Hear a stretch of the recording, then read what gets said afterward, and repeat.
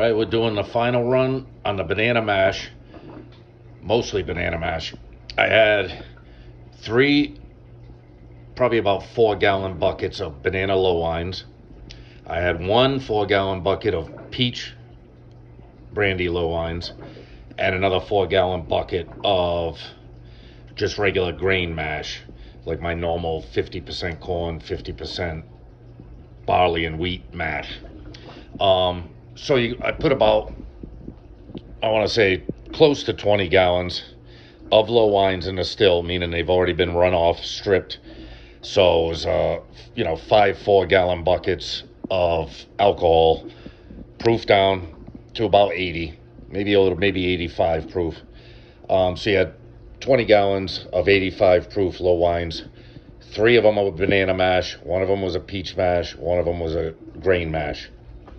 And we're running them off. The proof's starting to drop a little. It started coming off at 190. We're down to about maybe 175, 176, somewhere in there. And a 174, something like that. I've already thrown out about 1,500 mils of the first stuff that came off. It smelled like fucking nail polish remover, the first 1,500 mils. And then I've started separating them into 500 mils, waiting to get out of the heads. I think I'm getting close to getting out of the heads. It's not nearly as foul as it was, and it doesn't taste nearly as bad.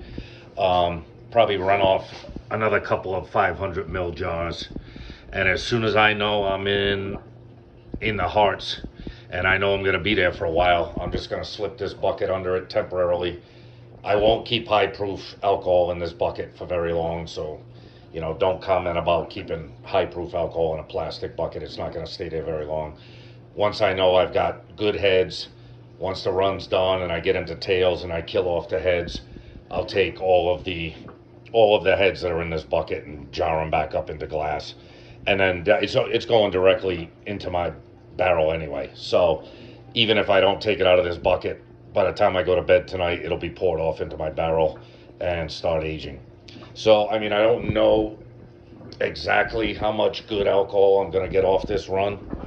All I know is it's very weird. Like normally I'd be into 170 something. You can see it's only at 170 up at the head, and the boiler's only at 180. Normally my boiler would be at least 200 during a normal strip and run or single pass run. So you can see the boiler and the head temperature are running very low and still stripping off nothing but alcohol, you know what I mean? You're talking at, even at 175 proof, you're talking what? You're talking 80 something, 87 proof, 87.5%, 87.5% alcohol.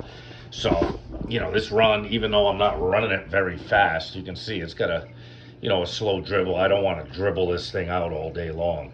If I dribble it off like I would with a single pass run, slow and low, although this is pretty slow and low, I would be here for 2 days running this fucking shit off. So hopefully we hit the heart soon.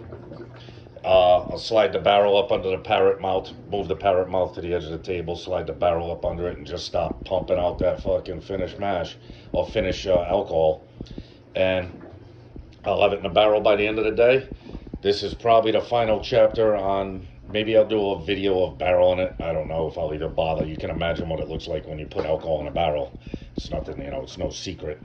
So this is what it looks like. This is the final chapter of all the banana mash, of all the banana. It's all been stripped out. It's all made into low wines, and now it's getting its final pass. And it's coming off good. You can see it ain't fucking around. That shit's coming off hot. And I'm not running any kind of reflux. You can see all my reflux lines are not connected, so there's no reflux. This is just, the stripped out low wines being run for a finished pass, and it's pumping.